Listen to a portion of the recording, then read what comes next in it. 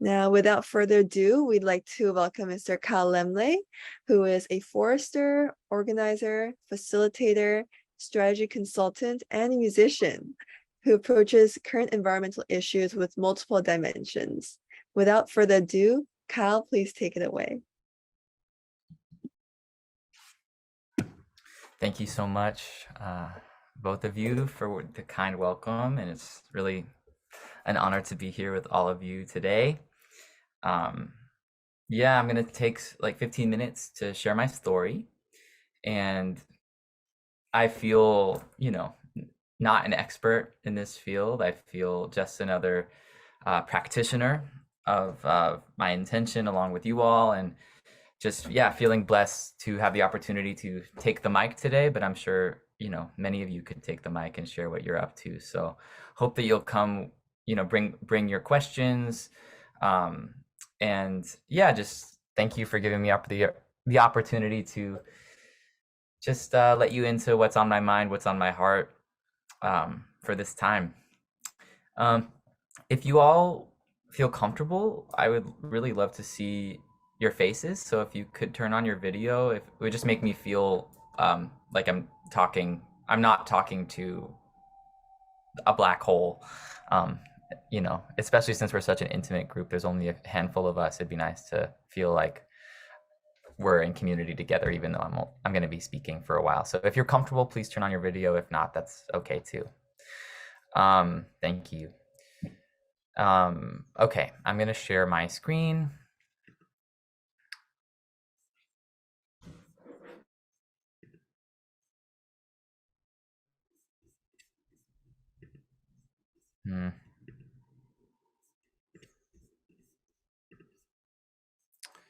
Okay.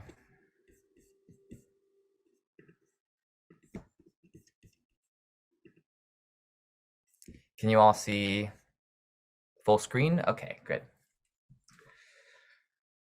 So my story begins here in the Redwood Forest of the Bay Area, Northern California. I grew up in this forest, how could one not fall in love with trees growing up in this place? Although I didn't really come online as an activist and orient my whole life path towards the earth and to the forest until later. But I know that this just primed me to always come back. But I'd say that, I was really actually into music and into acting and all sorts of things growing up. But it wasn't until I spent 3 days in Death Valley in the desert by myself on a vision quest that a mentor of mine at my high school led. He led a group of students out there. I spent 3 days fasting in the desert, and I would say it was my first Buddhist experience, even though it wasn't a Buddhist framing. It was, be alone with the universe, with the Dharma. And yeah, I was 17 when that happened, and so it definitely opened me up to the more than human world. I found myself in the great mystery of the universe, and so I'd say my real story begins here. In college, I was exploring. I deepened in my beginner's inquiry into Buddhism and ecology, and I wrote my senior thesis on community forestry in Bhutan. I was very interested and kind of upset with the dominant paradigm of solving environmental problems, which was through a Western scientific, technocratic, reductionist view of solving the problems. And so I was like, we got to have another way of seeing ourselves in relationship with the earth. So I was looking for a place as far away from the US as possible, and hopefully a place that wasn't heavily influenced by colonialism and like Western scientific environmental reductionism. So I chose to go to Bhutan, which I thought was an incredibly remote place. it turns out that a lot of their forestry policies are actually heavily influenced from India, who's influenced from the UK and influenced from the US as well. So the Western scientific forestry paradigm has made it all around the world. However, in a place like this, you still find folks practicing with Buddhist and animistic orientations towards protecting sacred groves and yeah, just different cultural norms. So I was working on community forestry there. And I ended up also living for a year after college in Southeast Asia, in Bangkok, Thailand, where I worked also on community forestry, studying indigenous land rights and how if local people have the right over their forests, have management rights over their forests, they're more incentivized to protect them rather than being ostracized from their land and having it being taken over by government. And anyway, that's a whole other story that we don't have time to go into fully now, but this is the first chapter of my career, which was diving into community forestry. I'm also at this time kind of diving into Buddhism. I lived for 3 months at a Zen center in California called Green Gulch Farm. It's part of the San Francisco Zen Center. The picture on the right is the nursery at the farm where the Buddha is sitting amongst the lettuce seeds, and it was just a really profound time for me coming online in my Buddhism and ecology frame, harvesting lettuce, washing lettuce with the intention to save all beings. The whole Zen way, as far as I was taught it, is all about work practice. Practice is work.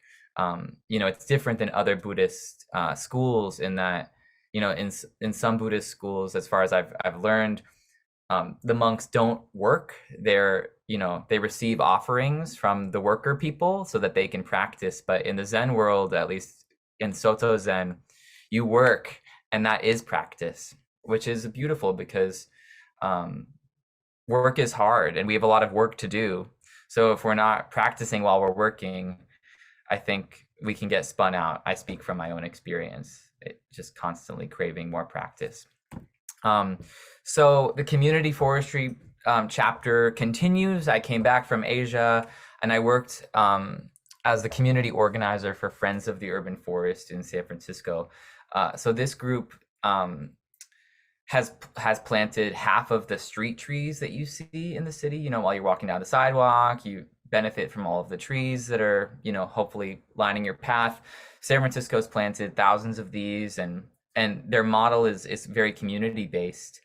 So it was cool to apply some of the principles that I learned in Asia back in my home city, training community organizers, giving them the tools to organize neighborhood plantings. And this is really actually where I learned how to be a community organizer, realizing that I can't really save the earth on my own. But what I can do is train leaders, empower local people to see their own destiny and their own power in this fight for environmental justice, and really building grassroots power together by aligning our morals and values together. So this was really a fun time in my life.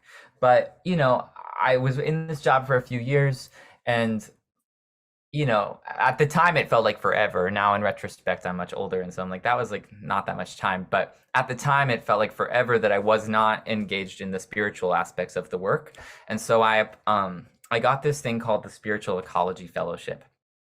This is a picture of me in Dharamsala with some nuns. We led a workshop with the nunnery, and I helped them establish a tree nursery there because they wanted to plant trees in their neighborhood. But anyway, so this was I left my job and I committed for a time to just this inquiry of spiritual ecology. Why is it important? What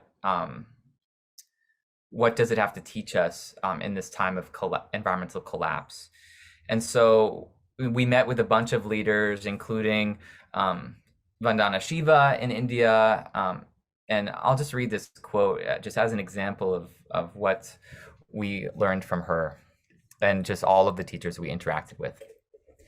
This is from Dr. Shiva, who by the way is, if you don't know her, she's an incredible agroecologist in India, has led an organic farmers movement in India, has the most amazing demonstration farm where instead of a monoculture of like Monsanto based rice, she has like 300 varieties of rice, indigenous varieties that they're growing and keep. And anyway, I could talk about her forever, but this is her quote. Separatism is at the root of disharmony with nature and violence against nature and people. Today, we need to overcome an eco-apartheid based on the illusion of separateness, the separation of humans from nature in our minds and lives. This eco-apartheid is an illusion because we are part of nature and earth, not apart from it. Sounds pretty Buddhist to me. And I'll also give this quote from Dr. King, who obviously was a Christian, but I think comes at this work from a similar place. And he also, wasn't necessarily an ecologist, but a lot of Dr. King's work on justice, I think, was before his time. And I think if he were alive today, environmental injustice advocate. But anyway, this is from Dr. King. In a real sense, all life is interrelated. All humans are caught in an inescapable network of mutuality, tied in a single garment of destiny. Whatever affects one directly affects all indirectly. I can never be what I ought to be until you are what you ought to be. And you can never be what you ought to be until I am what I ought to be. This is the interrelated structure of reality. And to me, this all of this kind of speaks to our responsibility. And what I learned kind of in the spiritual ecology time was about how my thoughts create the world around me. Each of we are each painting and creating the world from our intention. And so if I have an inner wasteland inside of myself, if I am full of hatred and delusion and greed inside myself, then that is the world that I am creating, because my thoughts affect my words affect my actions affect my community impacts my society and the earth as a whole. And so I believe that so much of why we are in this crisis, why we are facing the sixth mass extinction, why humans are creating the sixth mass extinction on planet Earth, why we've created climate change, altering the entire biogeochemical fabric of the Earth, why fish are disappearing from the streams, why people walk around with lung cancer because the air is so toxic, why homes are being swallowed by the sea as I speak. There's flooding, there's fires, there's so much going on in the world. And I believe partially it's because of our disconnection from ourselves and our disconnection from each other. And so, this is just one intention that, I came to in my organizing work on spiritual ecology, finding, my own personal intention for my life, for my service, as a Sangha, as a community, as a church, how if we put our minds together as one, our community can make changes, like putting solar panels on our temple, committing to recycling, divesting our money in our temple, in our church, from fossil fuels. And then, broader participating also in systemic levels of change, marching for justice together, attending the climate march as a Sangha, getting people out to vote for people and policies that align with our values. So, the whole talk, I think, will be about engaged service, getting off the cushion and into the world, and then going back on the cushion for continued inspiration.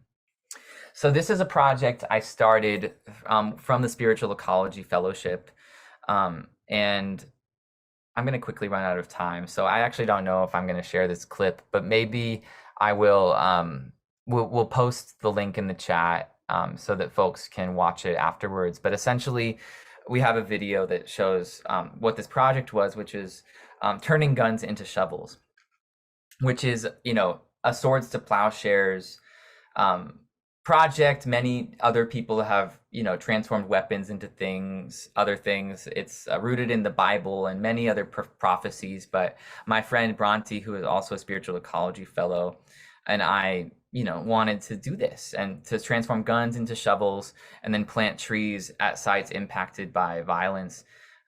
So it's just one beautiful alchemical example that's not just like imagining a world transformed, but actually deciding to create it, hiring a metal artist to do it. So anyway, I could talk more about this maybe in the interview. And this is another kind of project I worked on during my spiritual ecology phase. I was the organizer for Green Faith, and we trained religious leaders and grassroots people of faith from around the world to get involved in the climate justice movement. I helped organize this 10,000 person march in San Francisco and was the lead faith organizer. And it was just incredible to work with all these different communities of faith and train organizers to then train their people and enliven their people, ask the questions on how does our faith inspire us towards real action and engagement in this environmental crisis. During this time, I also made it to the UN climate talks a number of times with people of faith, but also with a different youth group from the US. I helped organize this singing protest of the Trump administration, who was marketing fossil fuels at a climate summit, which was really absolutely crazy. And so we planted our people in the room, and I taught them all a song. Because I'm a singer, I'll get to that in a second. But it was a spiritual technology. We used the spiritual technology of music, of singing, to make an intervention, a nonviolent intervention in the halls of power, and it changed the narrative, as you can see here. There were many headlines, and that they couldn't talk about the American presence at the climate talks without talking about this group of singers who stood up for what they believed in. So that brings me kind of to where I am now, the final, not the final, but the next chapter of my life. I pray it's not the last one.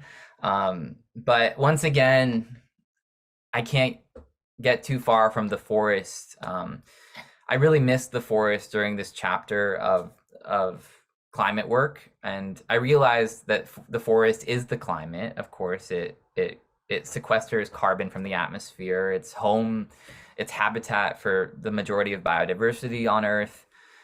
So I wanted to once again get back to the forest. And so I just got my master's from the Yale School of the Environment. Over the last 2 years, I just graduated in May. And so, yeah, I'm really aligning my intention now to do what I call forest alchemy, to turn degraded landscapes back into flourishing ecosystems. I really just have such a kindred prayer with the trees. And so, yeah, these are just some pictures from Rwanda and Panama and Germany, different forests that I've gotten to work in over the last year. And this summer, actually, I worked at the Yale Forest and marked my first timber sale. And so this, was kind of a surprising role for me, because I'm a conservationist at heart and I hate cutting trees. But the Yale has done sustainable wood production for 100 years. And so, the walls behind me are made of wood. I'm sure that you all are in different buildings right now that are made of wood. And so for me, this was a practice in really understanding the complicit nature of our violence with Mother Earth.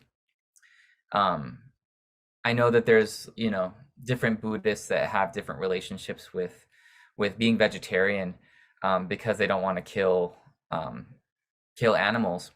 But I know some monks in Tibet, they don't kill animals, but they still eat meat. And we don't have to get into that today. I'm sure it could be a very rousing discussion over what is moral and ethical there. The animal dies whether you kill it or not if you're going to consume it. For me, it's the same with trees. We love wood. We have wood in our houses, but we don't want to cut them down. And so there's just a disconnect there. And for me, so I participated in the marking of trees to be cut just so that I could really feel the pain of what it is to harvest materials from the earth. And it was really painful. I hated it. And I marked like over 1,000 trees that that will be cut. And to make beautiful products. And yes, wood is a sustainable resource. It's actually much better for the environment than concrete or cement or alternative building materials that emit a lot more fossil fuels. But still, it's like I think we have to really confront the origins, the source of our consumption. There's so much that we consume that we don't actually feel the impact of what we're doing because we're 10 steps removed from the source of where it was made. And I just, I think that to live a more simple life, to really feel into every single material and how and where it came from will just be an important part of our healing journey with the earth. So so that brings us to kind of where we are today and like what I'm here to do now. I mean, my forests here in California are burning because of climate change, because of historic mismanagement. And so, yeah, I don't have a job right now. I just finished that forestry work a month ago. And so I'm looking for my next step, and it will be something around forest resilience, reforestation, and hopefully mitigating catastrophic wildfire here in California. But I think one metaphor I'll leave you all with as I conclude my opening remarks here. I don't know if you've heard of the term serotiny, but it's the ecological process in which a seed germinates in fire. So in California and in many other dry chaparral climates around the earth, South Africa, Australia, certain species have adapted with fire. Actually, they won't even germinate. They won't even come alive until there is a fire. And, we can go into the details of that because, fire will create a disturbance and it will open up a lot of sunlight. So it's actually like a great opportunity to start anew when there's an open field. So I think that what within us will germinate in the fire of great collapse that we're experiencing right now. Can we reframe this crisis that we're in as an opportunity to wake up to a new way of seeing ourselves in relationship with the earth?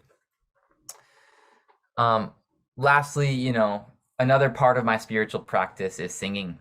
I've been a singer my whole life, as I mentioned, and I got to start this social justice interfaith gospel choir called Thrive Choir, and we sing at protests, we sing at conferences, we sing kind of wherever we're needed to transmute intellectual concepts of social justice into our hearts and souls. I mean, I think Buddhism is a perfect spiritual path in every way, except there's no gospel in it. I got tired of the monotonous chanting. I'm sorry. I hope that doesn't offend anyone, but I needed to sing. So I'm going to play a song for you all right now. I don't know. How are we doing on time, Monica? I know I've talked for longer than I was supposed to. Maybe I can also share the song later. I think we can go ahead and share the song. That's fine. Okay.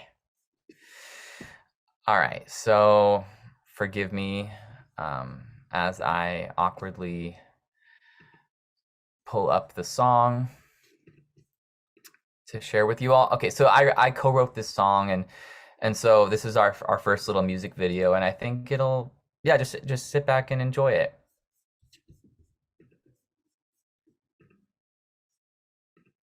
One moment.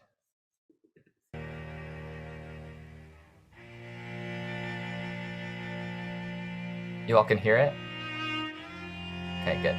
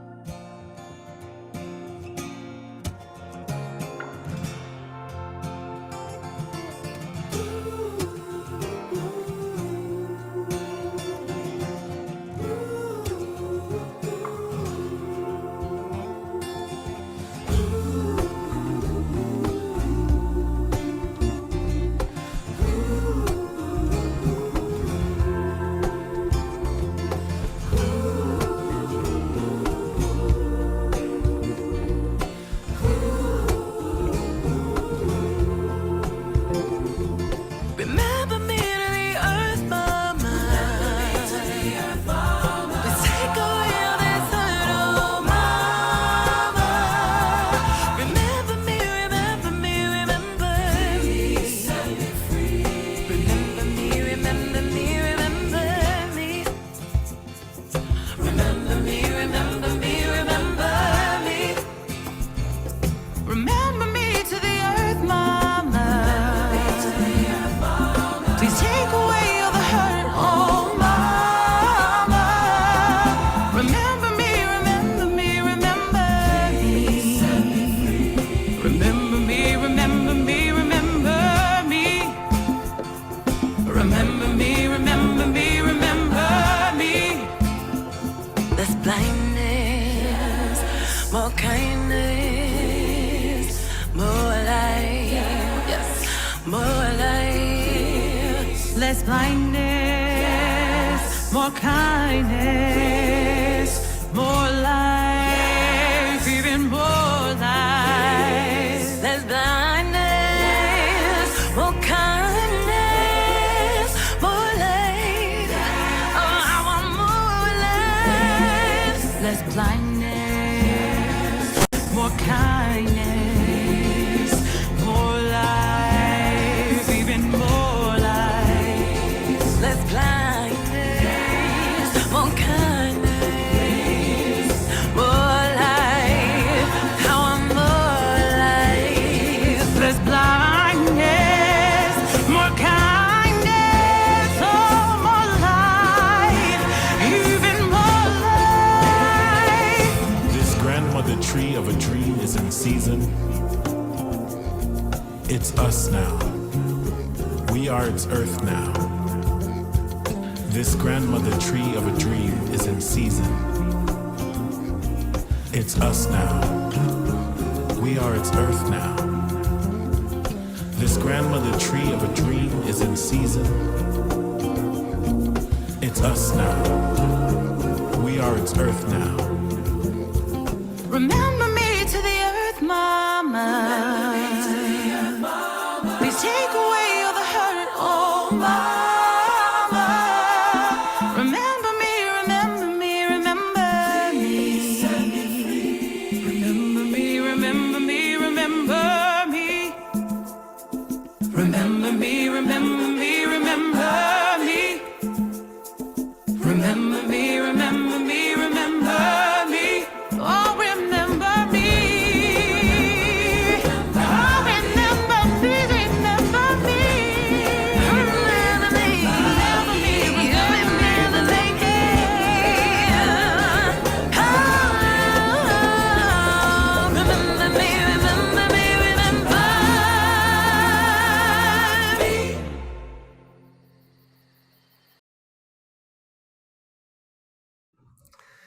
Okay.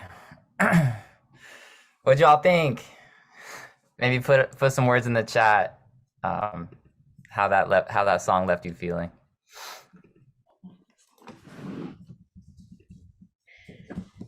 And yeah, then I'll pass it back to Monica and Julianne. Amazing. I personally love the song, and I think everyone else did as well. Like the visuals are also so beautiful, like so well shot. Yeah, thank you so much, Kyle, for sharing your life story and how you got to where you are today. And for this portion of the live interview, we want to like dive deeper into your initiatives and also kind of tie it into what we can do as individuals. So yeah, so are you ready for the interview? Totally. Okay, perfect. So first, I want to talk more about your forestry initiative. So it seems like throughout your life, you've been to many different forests, like in the Himalayas, to Southeast Asia, and in California as well.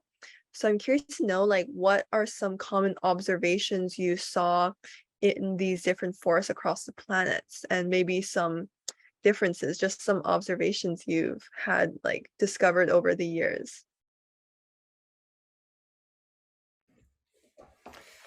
So, I mean, obviously, the forests around the world are so different. um, I feel lucky that I've gotten to see so many, but there's, they each have their own unique energy. But I guess what I'll say is that all of the forests around the world are changing. That's kind of Mm, the pattern that binds them all together, is that they're all suffering because the climate that they evolved in over millions of years is different than the one that is there today. So, in California, obviously the climate is drier, it's hotter already. And so we're experiencing fire, we're experiencing trees dying from drought, increased insect pathogens killing trees. In the Northeast, where I worked the last 2 years, obviously it's a much wetter place, temperate, deciduous forests, but even there, it's relatively more dry.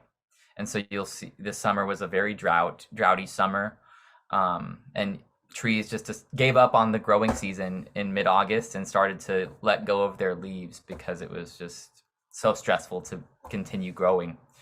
Yeah, and then of course, in a place like Rwanda or Panama, some of the dispersal agents for trees, what I mean by that is like certain trees have evolved with insects, with birds, even with monkeys who will eat the fruit and then bring it to a different part of the forest and plant it. And if these animals aren't there, then those trees cannot disperse themselves and continue on. And so I'd say, yeah, that's the main depressing link with all of the forests, is that they're all changing mm, now. Yeah.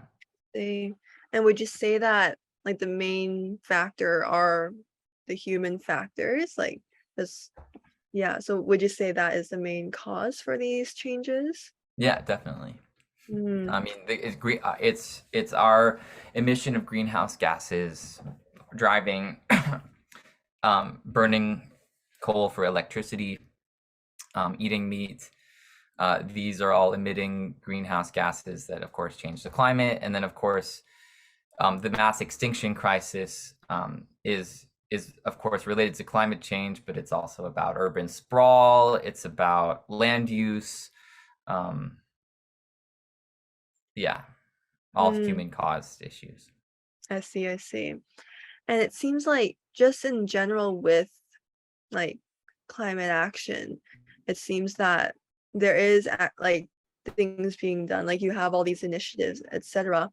But there are also likely a larger group population where like nothing is really being done. Like we see these things happening, we see temperatures getting hotter, we see it, but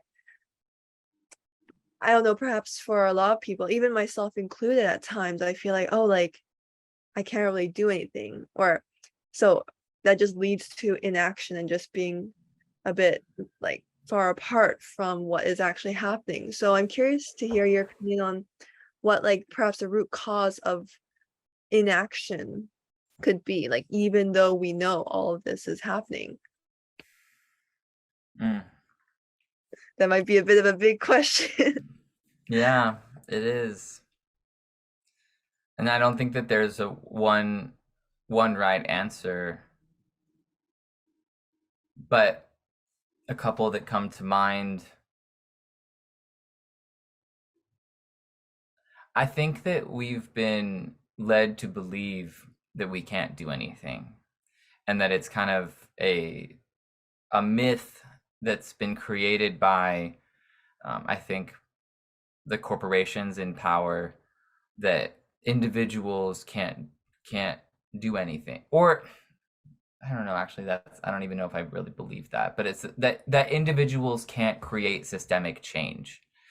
I think that a lot of the environmental, like the corporate environmental movement, has focused on things like, you know, reducing plastic straw waste or even recycling. And these things are wonderful, but they're a drop in the bucket, and they're not addressing the root issue, which is our reliance on fossil fuels and our continued contribution to the fossil fuel economy. And so what they're really scared of is people building power with each other and coming together to make their voices heard, that we won't stand for a future that is governed by the fossil fuel industry and the politicians that they support. And so this is kind of what the work I was doing with Green Faith, which was trying to give people the tools to see their own prayers and intentions as one step in a journey towards linking prayers and intentions with their spiritual community or other community, and then taking action together. Because as long as we believe that we're separate, alone people, then of course we don't have much power. We're just one person. But when we put our minds together as one, it's inevitable that change happens. And so that's what I believe. I forgot what even the question was, but I think that is what will help us to not be apathetic, but to be inspired to act, is when we reach out and form alliances and communities and commitments. Because I know, actually, even for me, it's hard for me to do practices by myself and to make commitments by myself. But if I'm accountable to my community on if I live with other vegetarians, then I'm more likely to practice my vegetarianism. And if might be scared to go to a protest, but if I go with my like Sangha, and like we sit and meditate like at the protest together, it gives me purpose. Yeah. Absolutely. Great. All right, then I'd love to talk about another one of your initiatives, the Lead to Life project, which we didn't have too much time for you to talk about in your introduction. So I'd love to like give you the opportunity to share a bit more about it, and kind of what was the what inspired you to link these two things together, like guns to shovels and therefore tree planting. I think that's such an interesting like connection. I'd love to hear how you came about it. So Bronte, my collaborator, they had a friend who died, who was shot and killed in Atlanta, a childhood friend of theirs. And so they had studied with this artist in Mexico, Pedro Reyes, who actually did a Guns to Shovels project in Mexico. And Bronte was like, well, we got to do this in the US because the gun violence problem here is out of control. And then when they met me in the Spiritual Ecology Fellowship, I have a whole, sacred tree planting fetish. And so we combined our projects together. And so that's kind of how it was born. And yeah, so there's it's a metaphor for what Bronte calls like decomposing violence. In the Bible and many other places, there's calls to turn swords into plowshares. but very few people actually do it. And so we were like, well, we got to just do this, because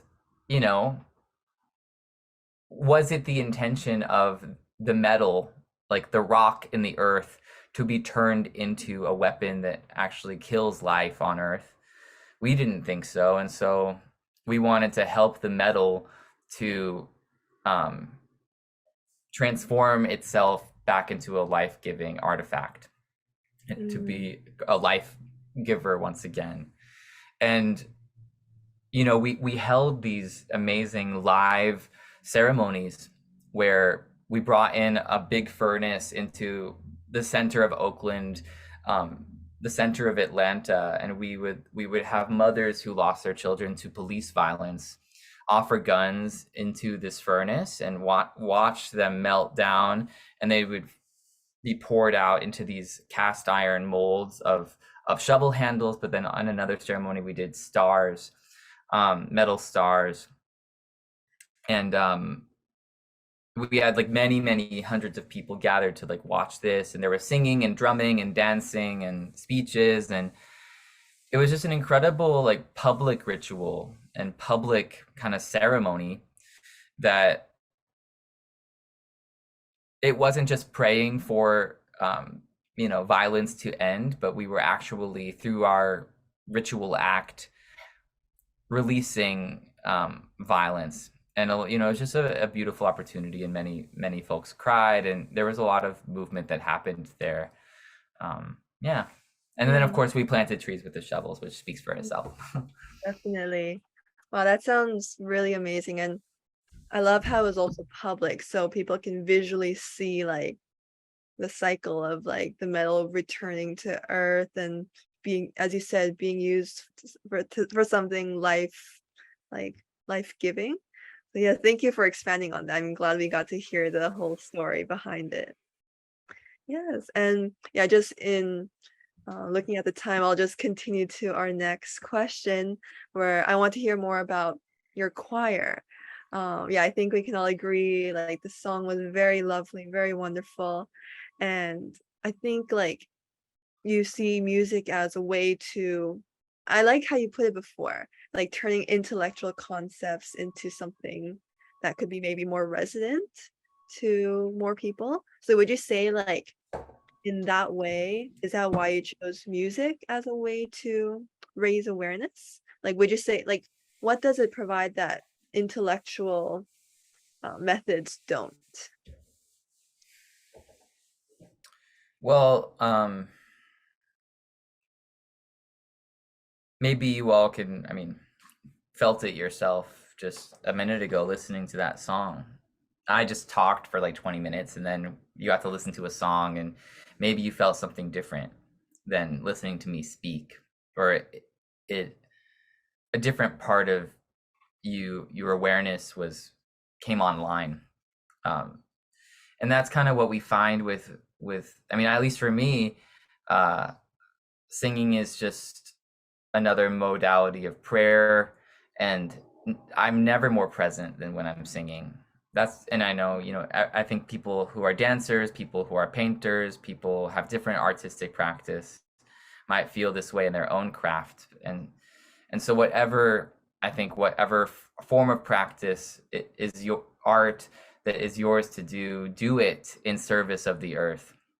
And I think, but at least for me and our choir members, music is that way.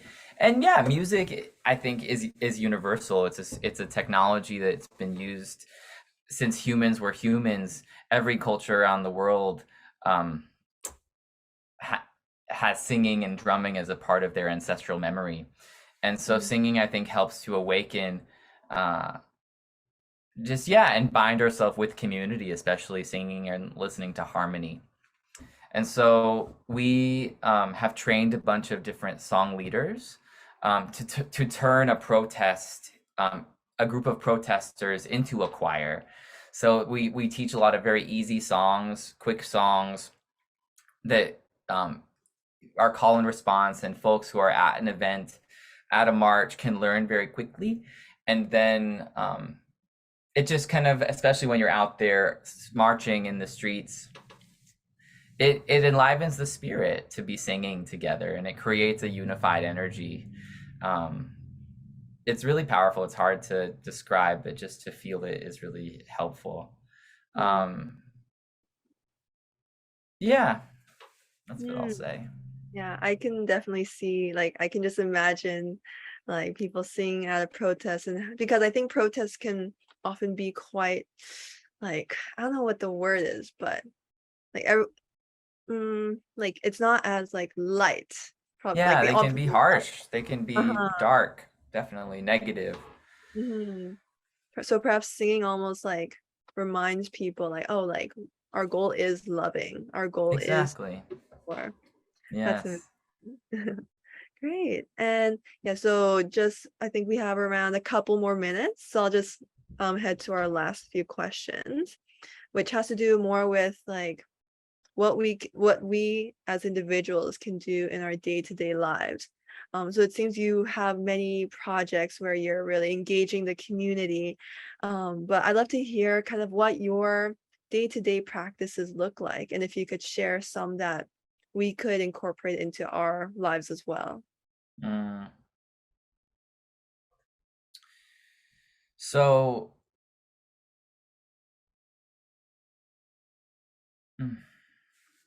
yeah, the $1,000,000 question. What do we do about it? So I think again, using that frame of the personal, interpersonal, and systemic levels of transformation.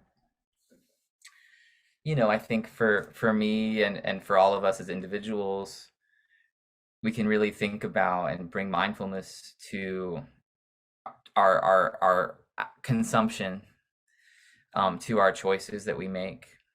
Every day we are consuming something, and so just really asking ourselves, bringing our mindful awareness with every decision we make, asking like, what is the origin of this material? What piece of earth was impacted by the making of this? So whether it's the food we choose to eat, of course, being vegetarian is I think the only way that we'll survive on planet Earth. It's such a dramatically less impact than eating meat. Or if you're a meat eater, eat less meat. So that's one easy decision to make. Other food, it's like, is it organic? Were there pesticides used in the making of this that damage, of course, the water and the more than human world? So yeah, choosing organic, plant-based food. To the car we drive, is it electric? Are we taking public transportation? Are we biking? Are we doing whatever we can to not drive a gas-powered car? To our energy choices, if we live in a house, or if we own a house, or if our family owns a house, can we install solar panels on the house and get our energy from a different source? Can we electrify our water heater? There's a bunch of little personal decisions like that we can make. But interpersonally, of course, you guys are part of a Sangha. How can your community make an impact? Maybe that means, like, I don't know where the investments come from, or with Dharma Drum, but we're making sure that the investments are divested from fossil fuels or any polluting industries. It could mean, I don't know if you have a center, but instituting, of course, like sustainable practices at your center, making purchasing decisions as a center that are in line with your values. And then, of course, systemically participating, not shying away from, but participating in the systemic fights. Is there a Black Lives Matter protest going on in Vancouver that we can show up to together? Is there a climate justice rally that we can show up to together? Can we participate in get out the vote campaigns together to align ourselves with politicians who embody our values for less violence on the earth? So these are all things that we can do to participate. And, of course, using our social media, and so we can invite others into our practices with us, sharing about, sustainable products that we use and love, sharing about campaigns that are important to us. Yeah, there's many ways that we can use our small little microphones and small little networks to, transform our communities. Amazing. Thank you so much for sharing those tips, Cal. I like how it was not only like with personal, but also like community based. And I think there, as you said, like there is a lot more than that we can do than we might have been like raised to believe. So I personally thank you for sharing this. I think these are really useful tips, and also remind me that it does start from like our own intentions, and if our intentions are like loving and pure, like that will like ripple through. Yeah, Monica, I'm curious to hear if you have any takeaways or any thoughts as well. Yeah, so Kyle, your responses and this whole interview, I do feel like I can see a common theme, going through across different projects. For example, there could be the forest that you said about, monkeys eating a piece of fruit that brings to a different forest. I see a link there. So it looks like forests communicate to each other, obviously in a way, right? And then through music and through your Thrive to your Lead to Life projects, it's very community based. It's very connection based. People are there. We support each other, even though through tough times, at times of despair, you make that into a living experience out of it. So I do feel like, and exactly to what you said, Julian, it comes from within, right? If we do realize our relationship with each other, right? You and me, you and the community, your family, eventually to nature, to the whole entire universe, then we would know exactly what to do, whether that is all the very specific recommendations that Kylie just gave, which is so useful. But from all the audiences, I do feel like if we know it from within, then we all know what we can do to make a difference and leave the world a better place. Yes. Awesome. So thank you, Kyle and Julian, for this interview.